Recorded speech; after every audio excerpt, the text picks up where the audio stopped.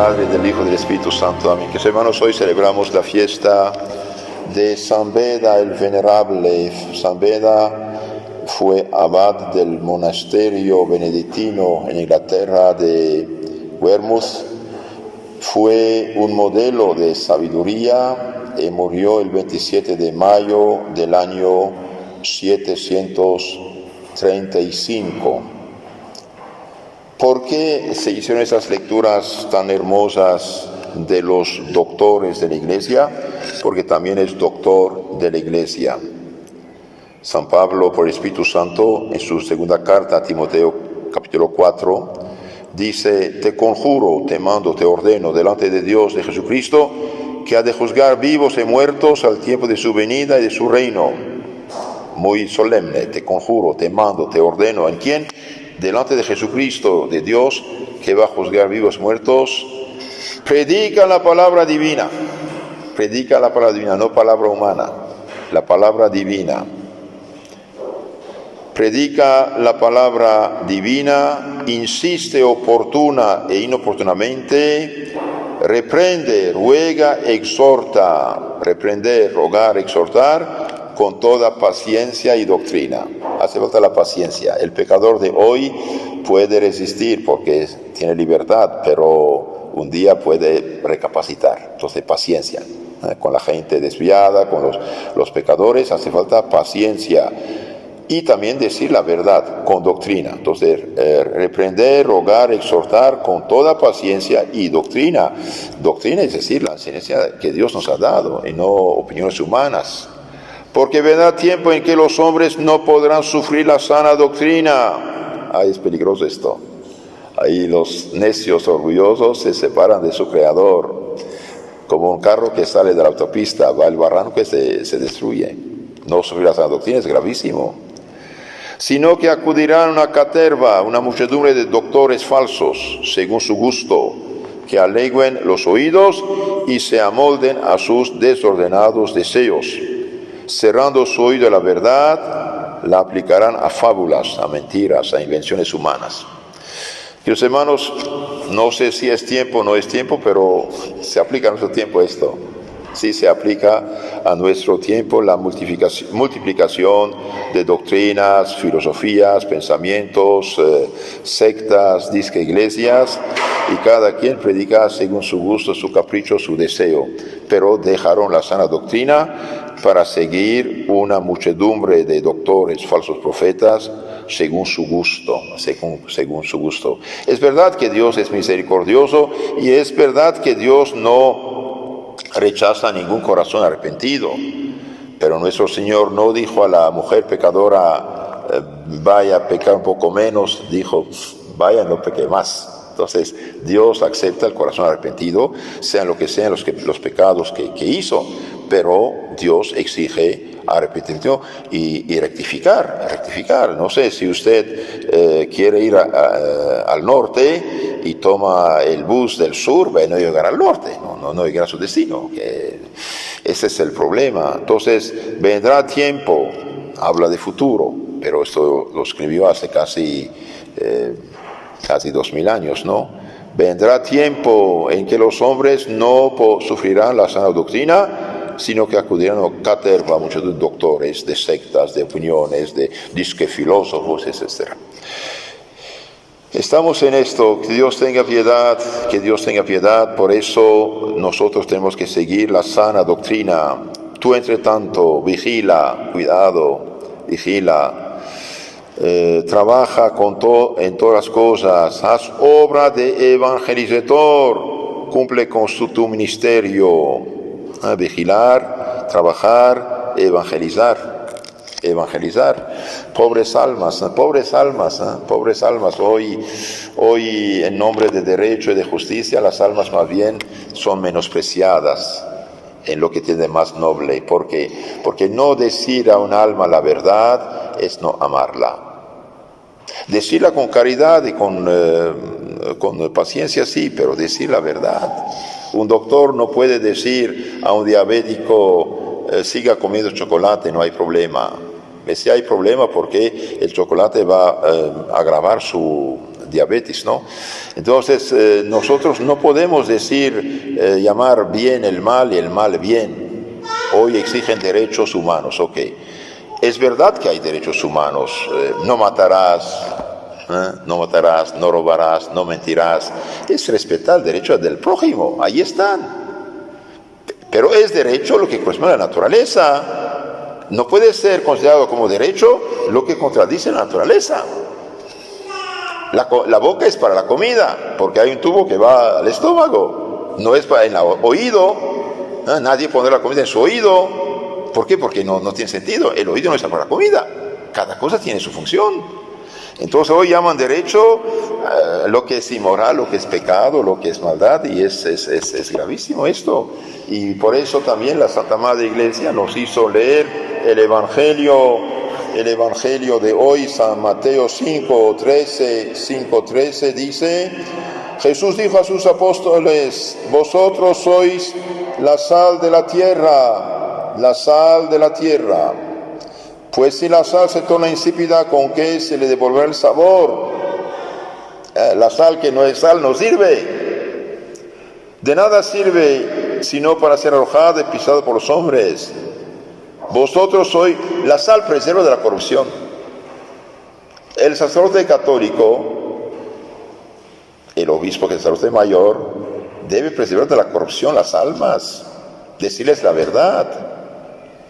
Pero si no dice la verdad, no sirve, esto va a terminar muy mal. Vosotros sois la luz del mundo, no se puede cubrir la ciudad edificada sobre un monte.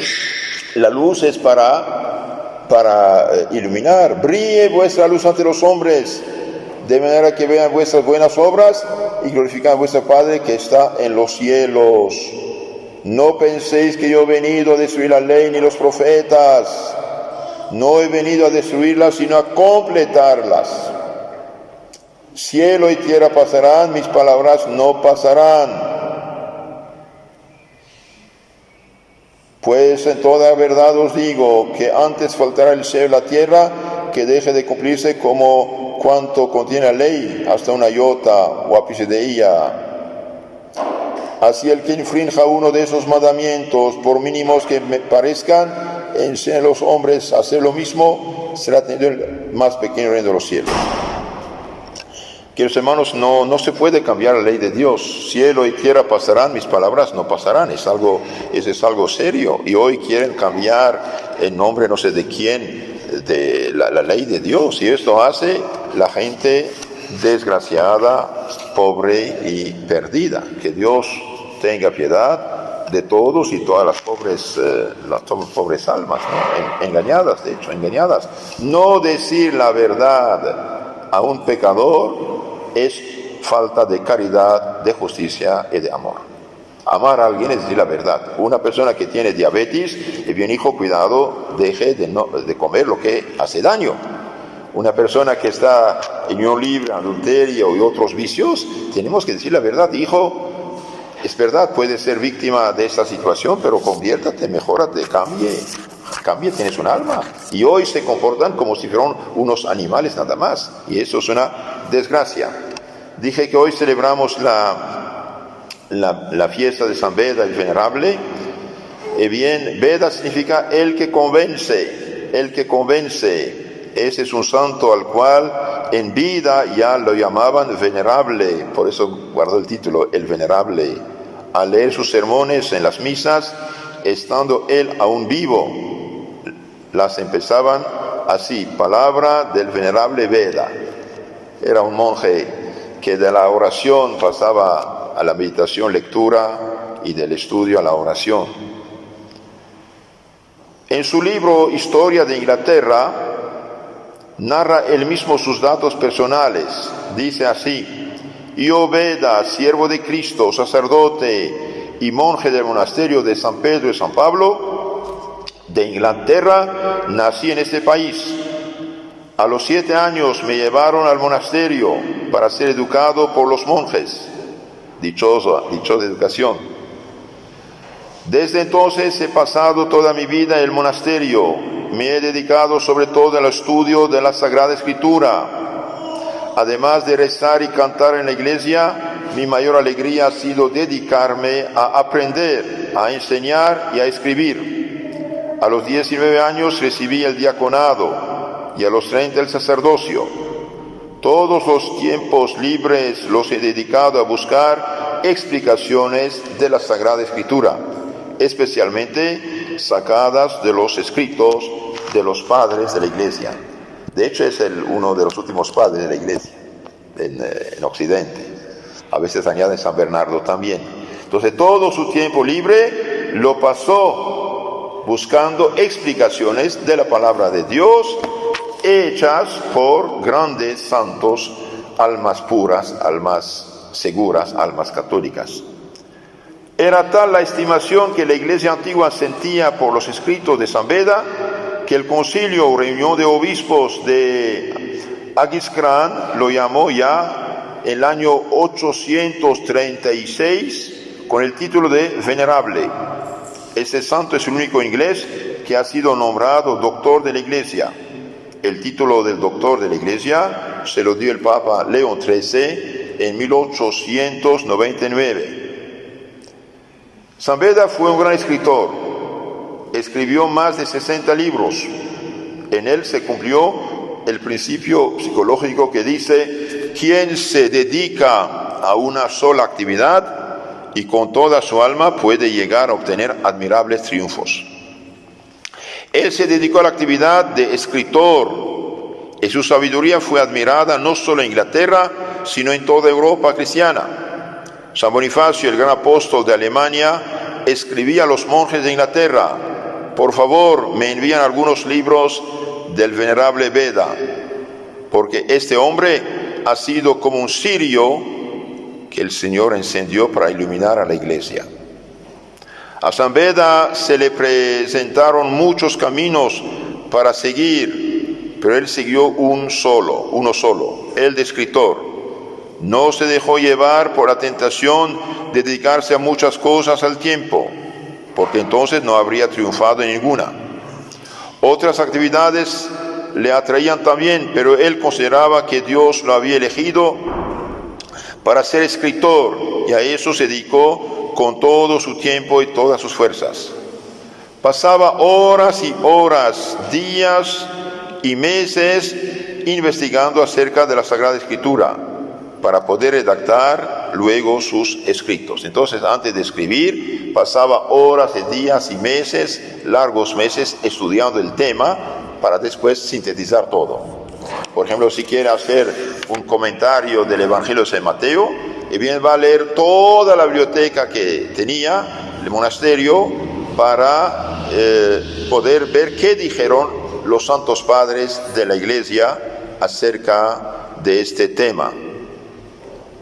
Él cumplía lo que recomendara más tarde Santo Domingo: primero contemplar y meditar, para después poder comunicar a los demás los conocimientos que se han adquirido. Su amor a la Virgen era muy grande y por eso compuso meditaciones tan sabias que la Iglesia Católica las puso en libro de las oraciones de los sacerdotes. San Beda se daba cuenta de que un sermón lo oyen unas cuantas personas, pero un libro lo pueden leer miles de lectores en muchos siglos.